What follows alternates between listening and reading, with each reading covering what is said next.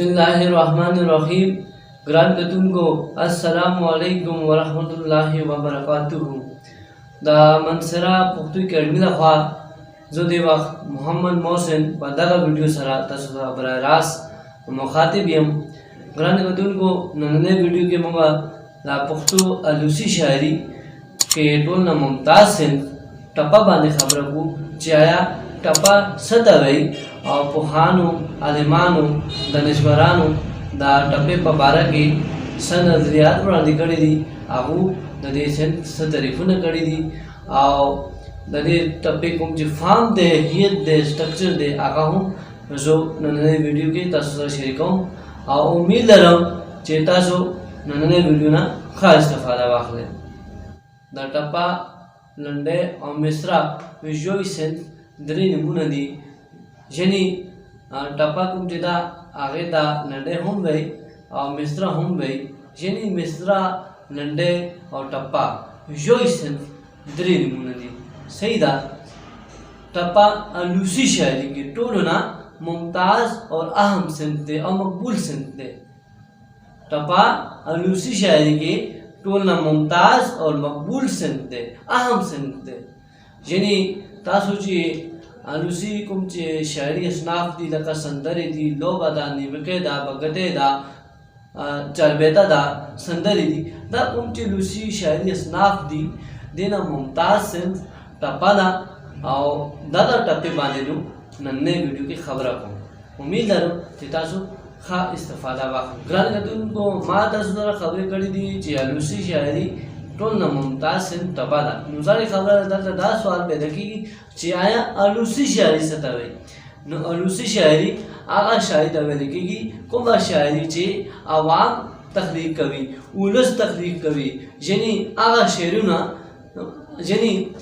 शेरुना ची शायर मालूम नवी नु आगे दा आवामी शायरी वे लिखेगी अलूसी शायरी वे लिखेगी मुहक्किकीन और पोहान पदे खबर सरा इत्तफाक कवी चे पुख्तु अदब के शेर और शायरी इब्तदा टपे न शवेदा चूँकि टपा अलूसी शायरी दा आवामी शायरी दा नुजारी खबर दा चिउलस या खलक सगूरी विनी महसूस कवी आगा टोल एहसासात और जज्बात टपा के बयानवी अलूसी शायरी दा सेंस यानी टपा मुख्तलिफ इलाकों के मुख्तलिफ नमूना पेजंदली की बरा अफगानिस्तान कंधार और केटेपा इलाकों के टपा लंडे पनुम मशहूर दा यानी दा बरा अफगानिस्तान कंधार और केटेपा इलाकों के टपा लंडे पनुम मशहूर दा पेखौर खलील मोहम्मद खटेक कुम मोहताना दी आगा सिंध यानी टपे ता टपा और लंडे द्वारो पनुमुना यादवी दगा से बजोड़ अफगानिस्तान द्वार ख्वा ता काबिल ख्वाशा पा लाखों के कुमचे पुख्ताना उसी की आगा टपे ता टटके पनु यादवी यानी बजोड़ अफगानिस्तान द्वार ख्वा ता काबिल ख्वाशा पा लाखों के कुमचे पुख्ताना उसी की आगा दगा से टपे ता टटके पनु यादवी यानी दा टपा अल्तकी टटके पनु मशहूर है ग्रान कतुन को उस राजू दे सिंध ने टपे स्ट्रक्चर बाने खबर कुछ दे सिंध कुम जो स्ट्रक्चर दे हियत दे फार्म दे आगा सिंग दे यो टपा सिर्फ और सिर्फ द्वा मिस्त्रों बाने मुश्तमिल भी द्वा लाइनों बाने मुश्तमिल भी द्वा करफो बाने मुश्तमिल भी द टपे के अवले मिस्त्रा को मवी आगा सिर्फ और सिर्फ ना सिलाबू ये चको बाने मुश्तमिल भी यानी अवले मिस्त्रा को मवी आगा ना सिलाबू न लरी और दगासी दोयमा मिस्रा को मवी टपे के आगा दिया लस लाबुनो ये चपो बांधे मुश्तमिल भी यानी मुगा दावेली शु जो टपे द्वा मिस्र के टोल मकसद और मफहूम बयान से भी अल्लाह का जो दत्ता तसरा सु टपे मिसाल पर तौर पेश कुम चितासु पशे चे आवने मिसस नास लाबुनो बाने मुश्तमिल हो दोयमा दिया लस लाबुनो बाने मुश्तमिल दा नु टपा शिरी कौम दा जरा चीनी मशपा देवा मणशी जनान रायाची रा खूब तबरीक दीना जो बल टपा शरीकाऊं तासु जरा कलम पलास बुती मिरेक दी कलम पलास ګوتې مې رېږدي دا شکی لنډۍ په زړه خوړلی یمه. دغسې یو بل ټپه شریکوم چې خبره نور واضح شي. دا ټپې واره سره کېږده، دا ټپې واره سره کېږده، ماله بېواره ټپې خوند نه راکوي نه.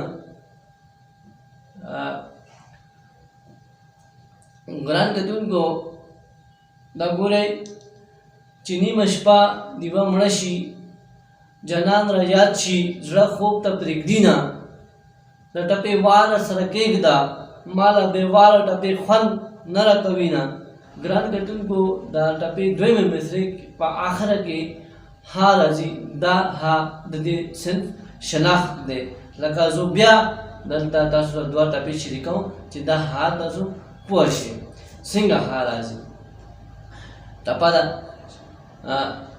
چې نیمه شپه دیوه مړه شي. دا اولنۍ مصرع ده چې نیمه شپه دیوه مړه شي، جانان را یاد شي، زړه خوب ته پرېږدي نه، پرېږدي نه. راغی دویمه مصرع، دویمه ټپه ده ټپې واره سره کېږده، د ټپې واره سره کېږده، ماله بېواره ټپې خوند نه راکوي نه. دا ګورئ راکوي نه. دا ها کوم چې راځي د ټپې دویمې مصرع په آخره کې دا ها د دې صنف شناخت دی. تاسو هر یو ټپه ګورئ نو هغې ټپې دویمې مصرع په آخر کې ها خامخا راځي. دغه ها دغه صنف د ټپې پہچان جوړېږي. صحیح ده؟ امید لرم چې تاسو پوه شئ. ګران کتونکو اوس موږ دلته د ټپې په باره کې د پوهانو کوم چې نظریات وړاندې کړي دي، کوم چې تعریفونه کړي دي، هغه زه تاسو سره شریکوم. ټول نه مخکې د قاضي عبدالحلیم اسد صاحب دی. قاضي عبدالحلیم اسد صاحب ټپې په باره کې څه وایي. ټپې ته ټپه ځکه وایي چې دې سره اواز ټپ شي. د دې طریقه دا ده چې خلک ټپه اوچت اواز کې وایي، نو دغه طریقې سره څو ټپې ویلو نه پس د وین کې اواز ټپ شي او بیا نور ورته پورته نه کېږي، نو ځکه ورته ټپه وایي. یعنی قاضي عبدالحلیم اسد صاحب وایي چې ټپې ته ټپه ځکه وایي چې دې سره اواز ټپ شي او کوم چې وین کې دی هغه چې څو ټپې وایي نو هغې نه پس هغې اواز ټپ شي او بیا نور ورته پورته نه کېږي، نو دغه بنیادي وجه ده. دغه اواز ټپ کېدو په وجه دې ته ټپه وایي. دا قاضي عبدالحلیم اسد صاحب رایه ده. مخکې ښاغلی فضل میر خټک دا پښتو ادب بل نقاد دی، ادیب دی، پوهان دی، عالم دی، دانشور دی. دا خپل نظریات ټپې په باره کې داسې وړاندې کوي. ښاغلی فضل میر خټک صاحب وایي چې ټپې ته لنډۍ ځکه ورته وایي چې لنډۍ وړوکوالي ته وایي. چونکې د ټپې لومړۍ مصرع لنډه وي، نو د دې په وجه د دې په سبب ټپې ته لنډۍ ویل کېږي. دویمه وجه دا ده چې لنډۍ یو زریده مار ته ویل کېږي او دا مار چې که چاله ډنګ ورکوي نو هغې ځان نه بچ کېږي، هغه مړه شي. نو دغسې ښاغلی فضل میر خټک صاحب وایي چې ټپه چې کله څوک اوري نو هغې زړونو باندې خامخا اثر کوي، هغه د دې اثر نه بچ کېږي. دغه بنیادي وجه ده چې دې ته لنډۍ وایي. یو خبره فضل میر خټک صاحب دا کړې ده چې لنډۍ وړوکوالي ته وایي، نو دغه وجې نه ټپې ته لنډۍ وایي. او دویمه وجه دا کړې ده چې لنډۍ یو ذلیله مار ته ویل کېږي او دا مار چاله دې ډنګ ورکوي نو هغې ځان به نه بچ کېږي، هغه مړه شي. دغسې خلک چې کله ټپې اوري نو هغې خامخا هغې زړونو باندې د ټپه اثر کوي. محترمه سلمى شاهین په دې صنف په باره کې خپل نظریات داسې وړاندې کوي. هغه وایي چې لنډۍ وړې یا مختصر ته وایي. دلته دا معنا پکارولی شي چې لنډۍ کې لومړۍ مصرع دویمې مصرع نه څلور سېلابه لنډه یا مختصره وي. دغه مختصروالي په وجه د دې صنف ته یعنې ټپې ته لنډۍ ویل کېږي. ځکه چې ما تاسو ته ویل دی چې ټپه کې لومړۍ مصرع یې 9 سېلابونو باندې مشتمل وي او دویمه مصرع 14 سېلابو یا چپو باندې مشتمل وي. دونکو ځنې ټپو کې دا لنډی لفظ هم راغلی دی، یعنې موږ سره داسې ټپې هم شته چې هغو کې دا لفظ لنډی راغلی دی. لکه یو مثال تاسو ته شریکوم، دا یو ټپه ده، دې کې لنډی لفظ راغلی دی. قلم په لاس ګوتې مې ریږدي، قلم په لاس ګوتې مې ریږدي، د عاشقۍ لنډۍ په زړه خوړلی یمه. دا ګورئ، د عاشقۍ لنډۍ په زړه خوړلی یمه. دا ګورئ لنډۍ راغلی دی نه لفظ دې ټپه کې. دغسې یو بل ټپه ده، راځئ راځئ چې لنډۍ ویو، راځئ راځئ چې لنډۍ ویو، لنډۍ د مینې، لنډۍ د مینې د یار غم غلطوي نه. قلم په لاس ګوتې مې ریږدي، قلم په لاس ګوتې مې ریږدي، د عاشقۍ لنډۍ په زړه خوړلی یمه. راځئ چې لنډۍ ویو، راځئ راځئ چې لنډۍ ویو، لنډۍ د مینې یار غم غلطوي نه. ګران کتونکو دا هغه ټپې دي چې دغه ټپو کې لنډی لفظ راغلی دی. موږ سره پښتو ادب کې داسې ډېر ټپې موجود دي چې هغو کې دا لنډی لفظ موجود دی. نو دغسې ښاغلی فاروق بخاري صاحب ټپې په باره کې خپل نظریات داسې وړاندې کوي. هغه وایي چې ټپه مور ته وایي، یعنې څه څیز باندې ټاپه لګول، مهر لګول. چونکې ټپه کاڼي کرښه وي، یعنې یو خبره ټپه کې داسې بیان شوې وي چې هغه بلکل کاڼي کرښه وي. یعنې ټپه د خلکو زړونو باندې اثر کوي، مور لګوي، خلکو زړونو باندې ټاپه لګوي، نو اثر کوي خلکو زړونو باندې. نو دغه بنیادي وجه ده چې دې ته ټاپه وایي.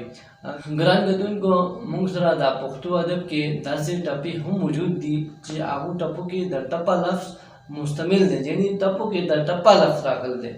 ګران کتونکو، څنګه چې ما شاته تاسو سره خبرې کړې دي چې موږ سره داسې ټپې هم موجود دي چې هغو کې دا لنډی لفظ راغلی دی. دغسې موږ سره داسې ټپې هم موجود دي چې هغې کې د ټپه لفظ هم راغلی دی. لکه زه دلته مثال په طور څو ټپې تاسو سره شریکوم چې هغو کې د ټپه لفظ کوم چې دی هغه واضح شي راغلی دی او زه تاسو سره شریکوم.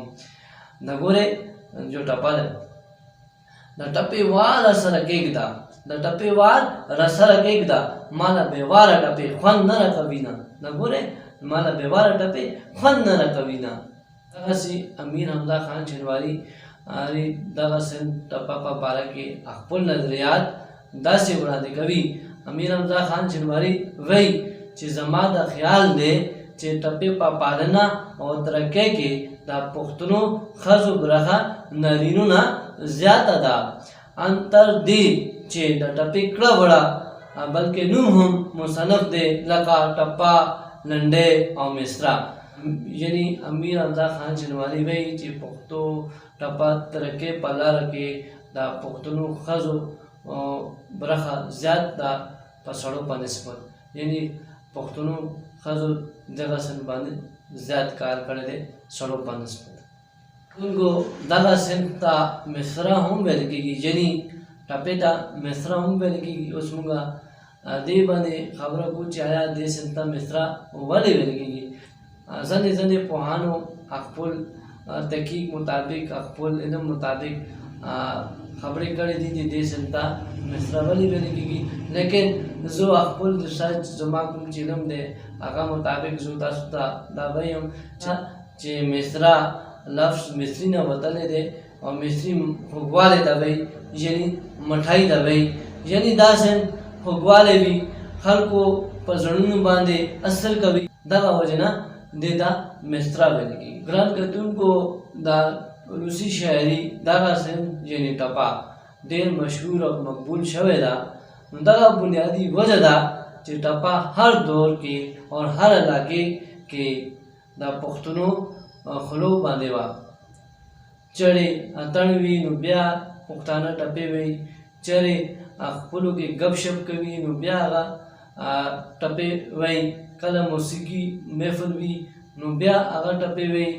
نو هر میدان کې پښتانه کوم چې دي هغه ټپه وایي. کله چې موږ یو قوم جایزه واخلو، کله چې موږ یو قوم ژوند حالات او نور معاملات لکه خوراک موراک، وادونه، دستورونه، تهذیب، کلتور، ناسته پاسته، خوراک موراک کوم چې سیستم دی هغو جایزه واخلو. هغې روسي ادب کې موږ هغې کوم ژوند حالات، نور معاملات لکه ناسته پاسته، خوراک موراک کوم چې سیستم دی هغې روسي ادب کې موږ ته څرګنده ښکاري. کله چې موږ پښتون قوم جایزه واخلو لکه پښتون قوم ژوند حالات او نور معاملات لکه ناسته پاسته، خوراک موراک سیستم، بادونه، دستورونه، تهذیب، تمدن، دا څیزونه کله موږ جایزه واخلو نو موږ د پښتون کوم چې روسي ادب دی هغه د ګورو نو موږ د ټول پښتون کوم چې کوډ آف لایف دی هغه مخامخ راځي. امید لرم چې تاسو نننۍ ویډیو نه ښه استفاده واخلئ او دغه الفاظو نه تاسو ما ته اجازت ورکړئ.